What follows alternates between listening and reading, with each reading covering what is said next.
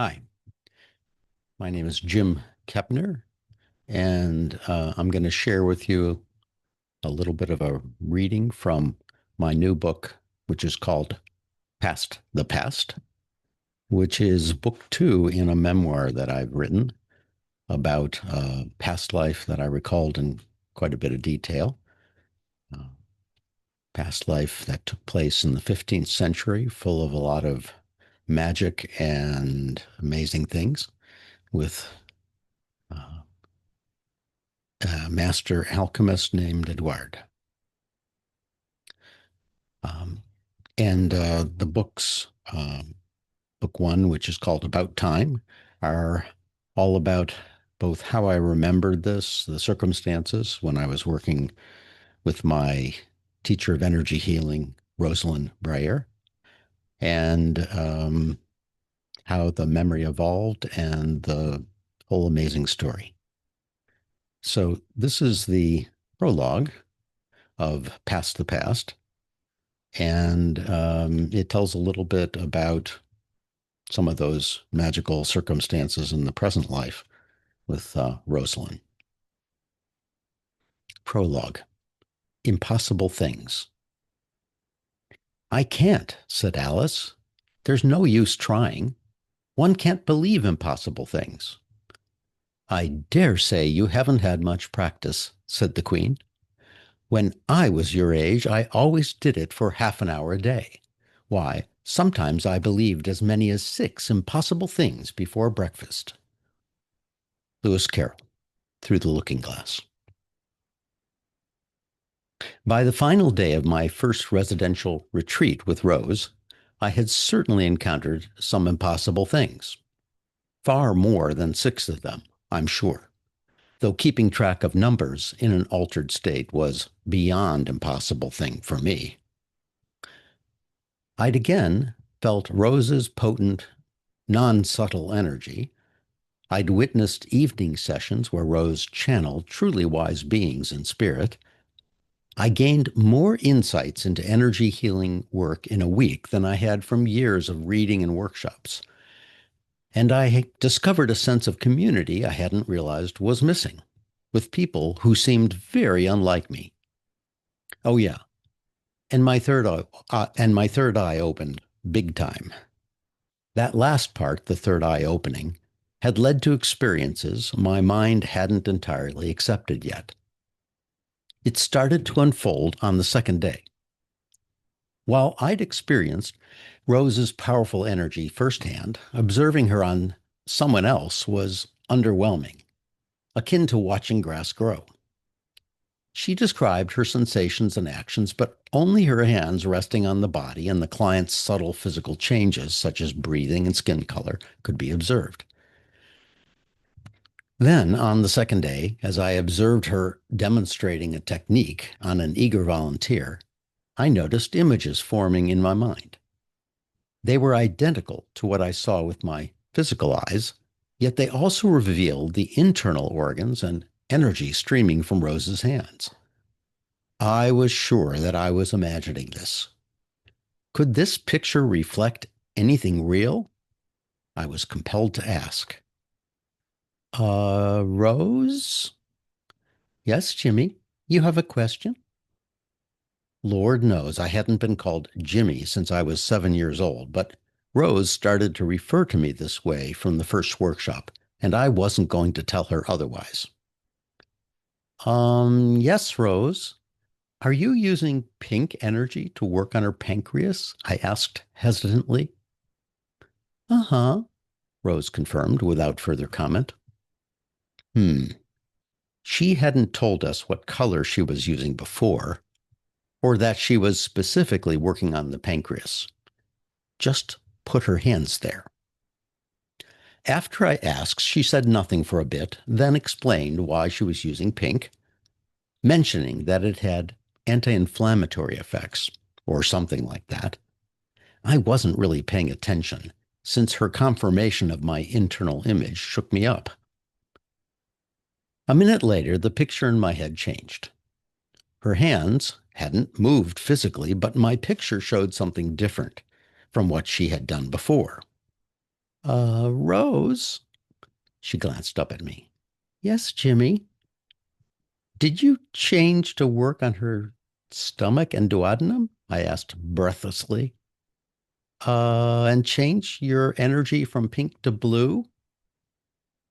She squinted at me, a habit she had when checking out someone's aura. Uh-huh, that's right, Rose said.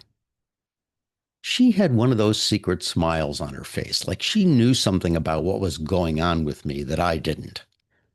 She said nothing about her smile, but went on to explain why she was working on the client's stomach and duodenum, which were where the pancreatic duct empty. Shortly after, she finished the work, answered some questions, and then announced that she'd give another demonstration with another volunteer. From the very beginning of this second session, images formed in my mind of what she was energetically doing. It felt so disturbing to me. I'd hungered to see energy, but this wasn't how I expected it to look. These were just images in my head. How could I be sure I wasn't just making them up? If this were real auric sight, shouldn't I be seeing the energy outside, just as I see with my physical eyes, but with auras added? These pictures in my mind didn't fit with the books I'd read about clairvoyance. I didn't want to keep interrupting Rose, but I couldn't help myself. I was making myself crazy with my doubts. I had to check whether these pictures meant anything.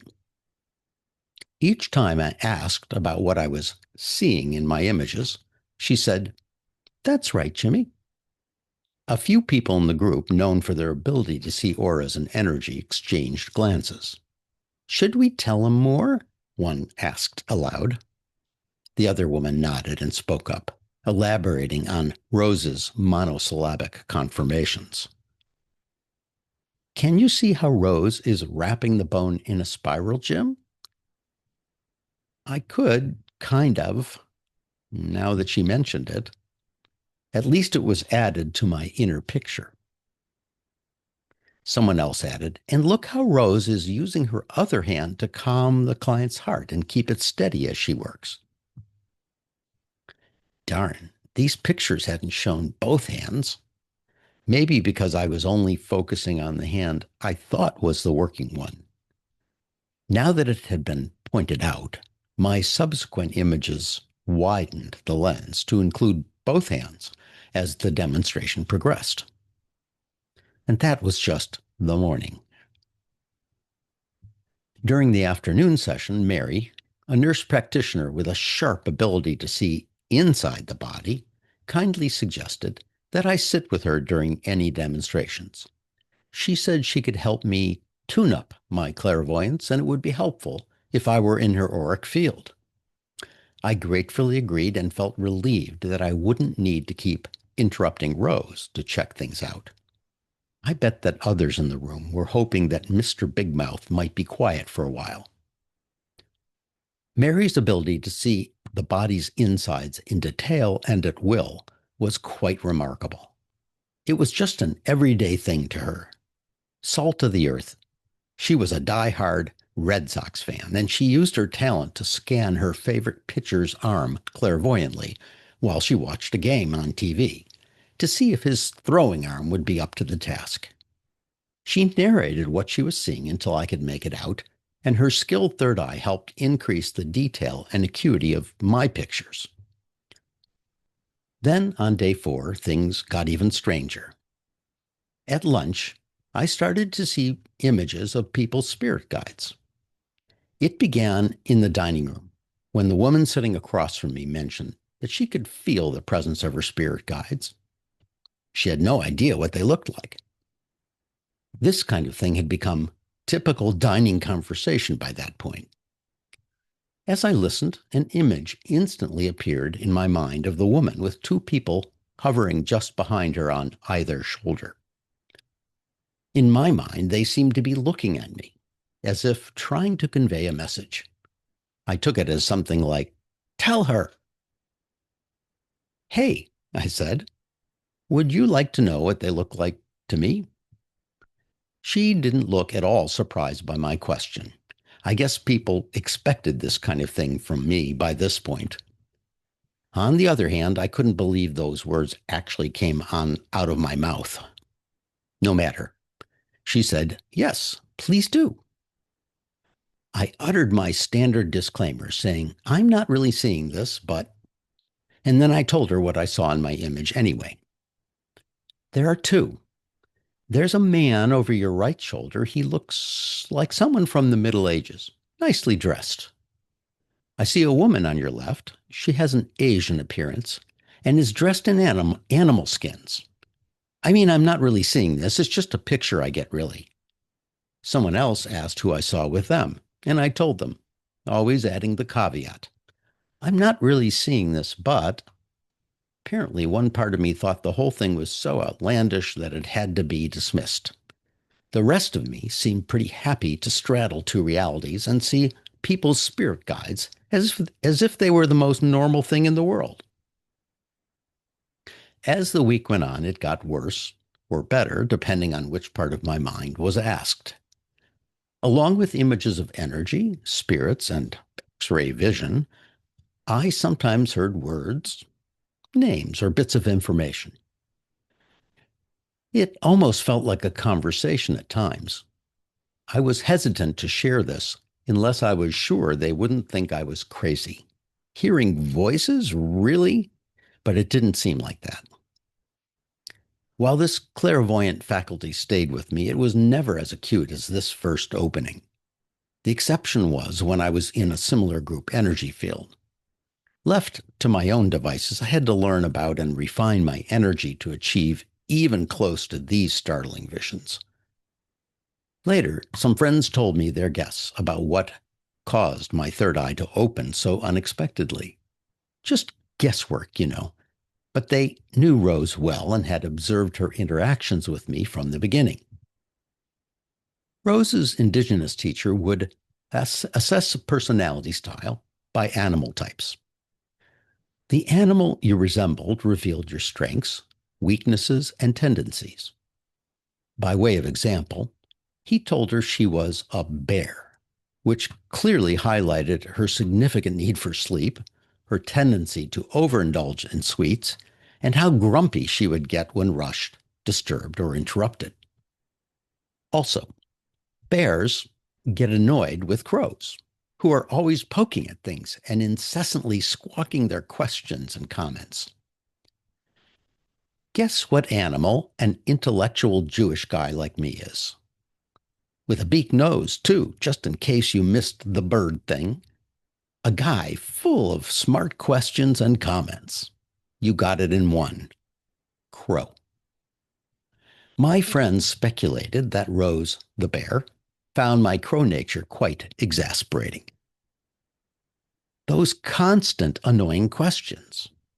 "Rose, what are you doing with the energy? Is that an aura? What do you mean by energy?" To a bear, it sounded like, "Rose, caw, caw, squawk. Caw, caw, squawk, Rose." And "awk, awk, squawk." But, my friends went on, Rose knew that crows just love shiny things. They guessed Rose had popped open my third eye like a champagne cork, hoping to keep Jimmy the Crow preoccupied with pretty, shiny things. So maybe he shut up for a change. I recalled the secret smile Rose would give me sometimes. Maybe their story was plausible. If this is what happened, I like to think that her ploy backfired. Instead of all the shiny images quieting me down, my crow nature simply had more to squawk about. Pretty images. Gaw, gaw. Ark, ark. Pink energy in the pancreas. Squawk, squawk. Oh, look, squawk, squawk. I see spirit guides. Gaw, gaw. By the end of the week, all of this had quite blown my mind. But the most impactful moment was waiting for me in the final hour of the retreat. One of the participants who had worked with Rose for several years had asked for a blessing ceremony. The woman, Jan, credited Rose Rose's influence as a vital part of her recovery from childhood trauma. Rose was starting a service project to assist others who had similar childhood trauma. She requested a blessing from Rose to invoke protection and success for her new initiative. Rose decided to use this as the retreat's closing. I'd seen Rose do a lot of things, but I'd never witnessed her in her ministerial or ceremonial capacity. Rose sat on the floor with Jan, and we all formed a large circle around them of about 75 people. From where I sat, it felt like we had created a kiva, a sacred circular space to hold the ceremony. Rose explained why we gathered, emphasizing Jan's healing journey and her choice to serve others who experienced similar trauma. She described Jan's work, including giving talks and counseling, with the ceremony symbolizing her commitment to this new purpose. I watched and listened raptly as a congregant, but even beyond that, I was so attuned from the week that I could even register a bit of what Rose was doing with the energy. As a good leader, Rose was bringing us on board with the purpose of the ceremony, but it was much more than mere words. As she spoke, Rose also enveloped the entire community in her subtle energy field, bringing us into a state of connectedness and coherence. There can be no audience in this kind of thing. From an energy field perspective, anyone present either contributes to or takes from the ceremony's energy. There is no neutral stance. We all influence the field, and therefore we are all participants in creating the best conditions for Rose to call in the blessing. Rose took a moment to gather herself, closing her eyes. The room fell into a deep silence as the community tuned in with her. Then she opened up in a big way through her crown chakra. There was a connection with something from above, sacred and beyond our earthly realm. Opening her eyes, she began to pray aloud. She spoke spontaneously without a set liturgy or script, asking that Jan and her service to others be blessed. With every word, an energy poured down from above. Each word carried this powerful energy, flowing through Rose and wrapping Jan in its protective mantle. It was unmistakable, unlike anything I'd been part of before. My jaw dropped open at this. I was utterly stunned. This was what blessing was. It was the answer to a question I'd carried all my life without realizing it. Scenes from childhood flashed through my mind when I was 6 or 7 years old in synagogue. My mother helped me read the ritual words the rabbi was reciting from the prayer book. Throughout, I felt that something was missing in all this. They were just words, I thought. Where was God? The congregation praised and beseeched through the liturgy, but I sensed that something essential was missing. And now, during the ceremony with Rose, I realized what was missing. It was the energy that made the sacred tangible. The officiant's connection with the holy was brought into the prayer. Among all the impossible things from the retreat week, this unexpected answer to a childhood mystery was the most astonishing one. I'd been waiting over 30 years for this. I wasn't going to let it go until I could reclaim what Rose was showing me. And here also was a bridge to that precious little boy who was far more spiritually attuned than I'd previously credited. The boy who knew and longed for what was missing, yet couldn't quite name what that might be. All this cascaded through me. Rose completed the ceremony, closed the connection above, and grounded herself before announcing a short break. People stood crowding around to honor and embrace Jan. I couldn't yet move. So I sat there feeling as if everything inside me had been rearranged. Knowing now the difference between a true blessing and mere recitation, I would never see ceremony or ritual the same way again.